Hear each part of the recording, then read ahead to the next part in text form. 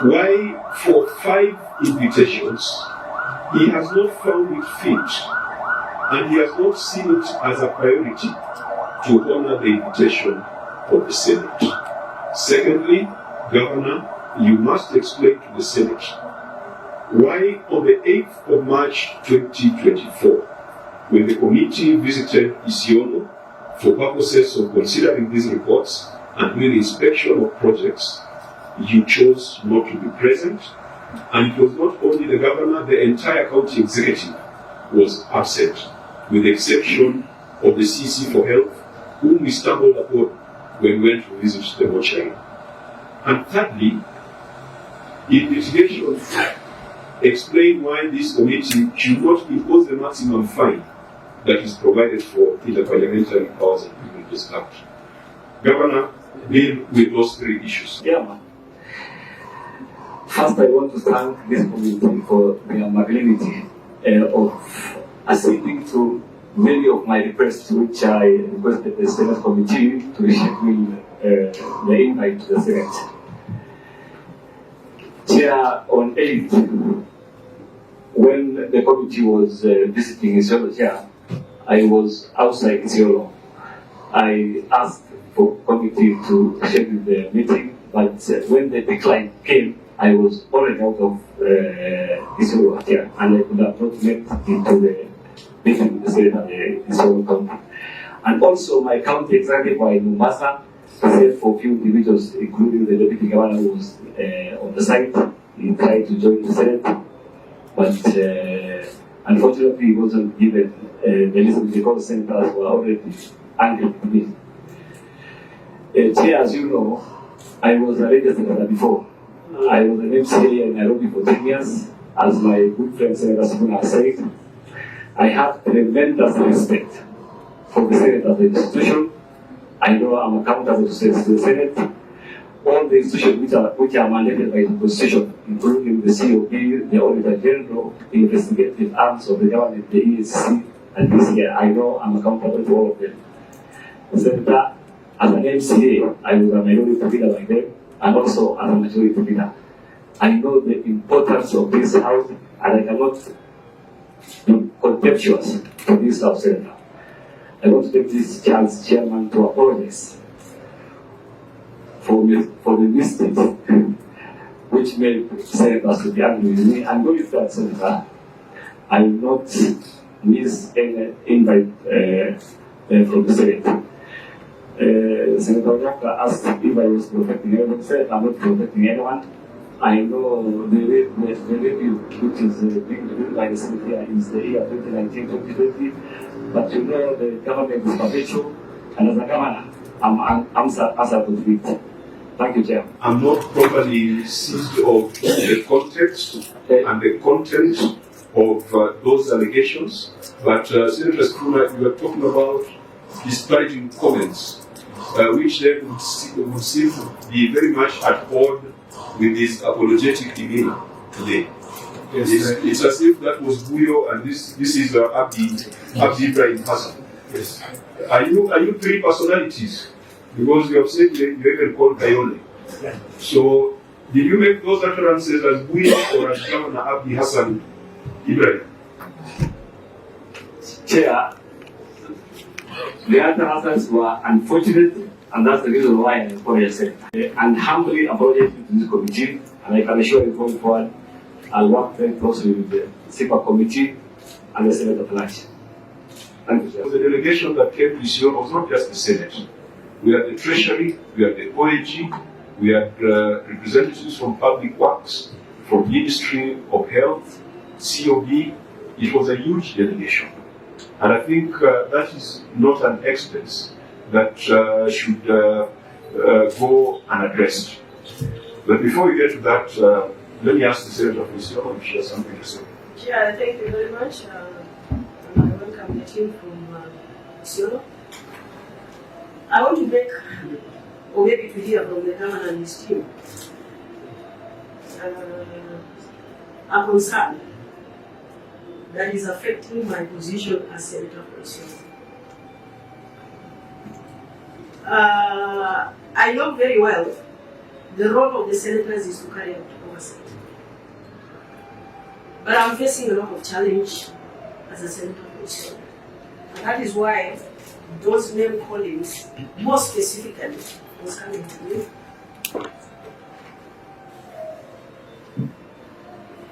And I want to ask the governor, before this committee, whether my role as a senator for Isiolo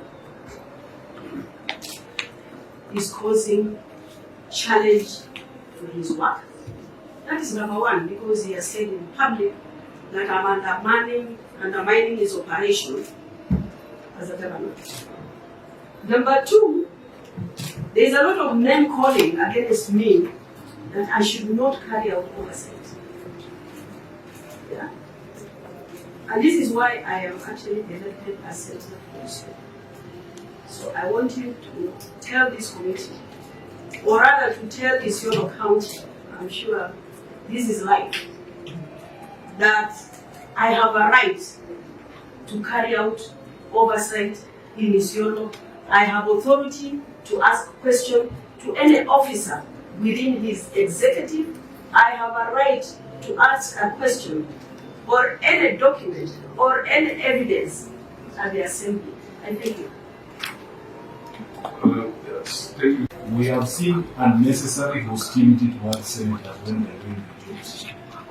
And this is a concern not just for the senator of Isiolo, but for all of us. I have personally, sometimes, Governor, I go to county health facilities to see if there are drugs there. And you find people have organized women to sing out there songs disparaging to the senator. What you need to do, especially for Senator Dullo, is to assure her that you don't have a problem with the job that she does. And you see, these things might be taken very lightly, but in fact, Senator Dullo has privately shared that she is actually afraid for her life because of the job that she does. Governor, as a leader in Isiolo, as a leader in this country, it is your responsibility not to exacerbate the feelings of your supporters who might not understand the role of the Senate. You have been a legislator yourself. You used to oversight Gavana Hassan Guyo here.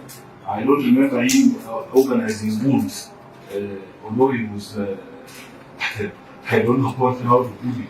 He never organized bulls against you or Honorable Guyo to stop you from doing your work. So I think the assurance, we like the tone that you have begun with, the assurance that we want, and Senator Dullo has invited you to take advantage of the national media, the people who are watching from Isiolo, to guarantee that you don't have a problem with Senate doing its job or Senator Fatuma Dullo doing her job. In fact, you should be facilitating the Senate to be able to know the programs in your county. She is supposed to be the biggest ambassador for Isiolo.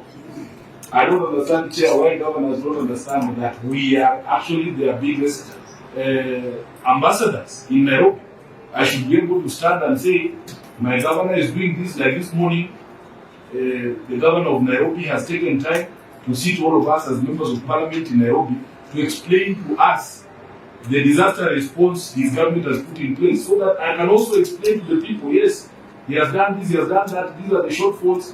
Why doesn't that relationship exist in Isiolo? Why should Senator Dullo feel like she's an enemy if she's doing her job? So please address those concerns.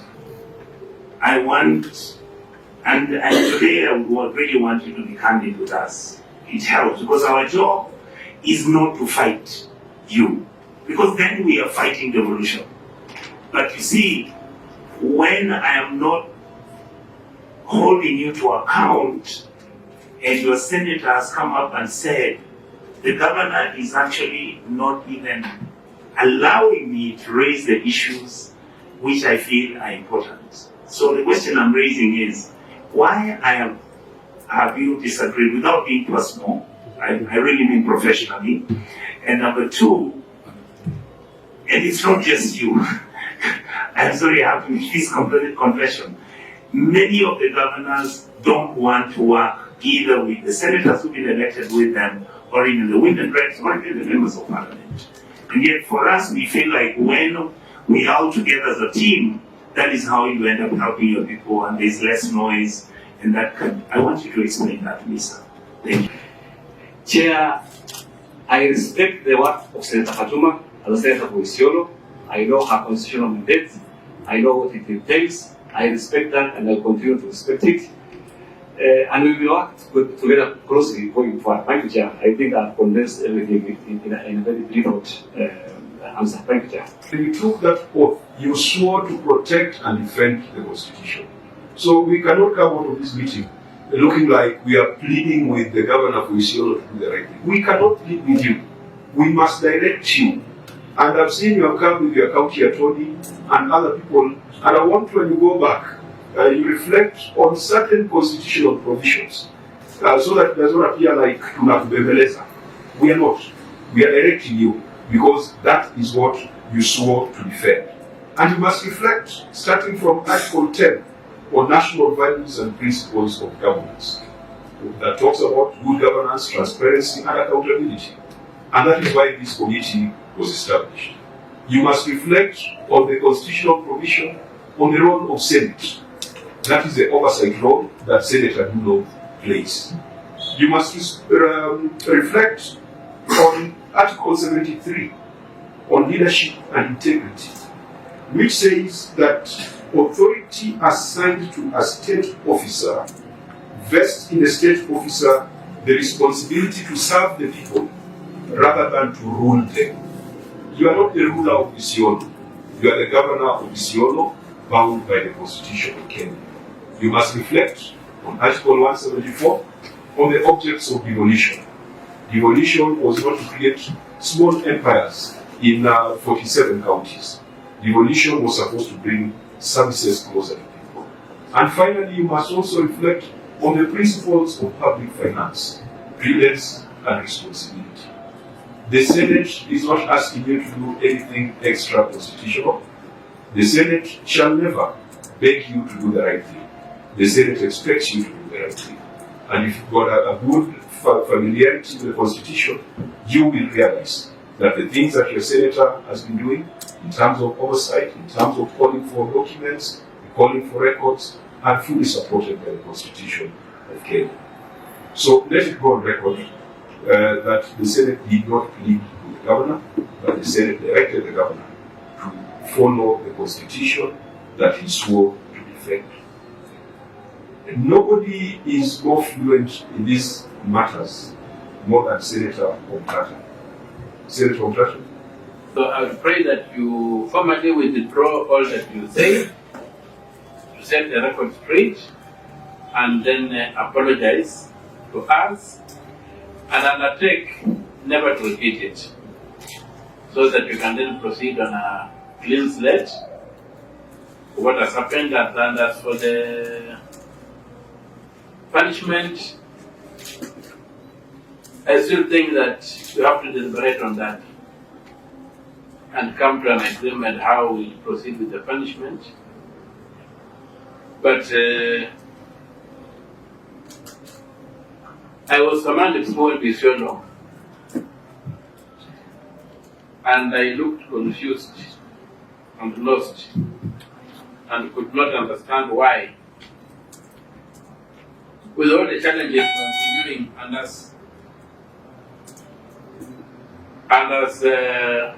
Senator Nyonga pointed out, the period under review was not your period, it was somebody else. And one of the things you should understand is that if you don't appear, then the work of the Auditor General is stuck. Because our Auditor General, out of that audit, we are supposed then to validate, either to accept the report or reject it. And when we accept the report, then other law enforcement agencies can move in where there is a reason to suspect a crime.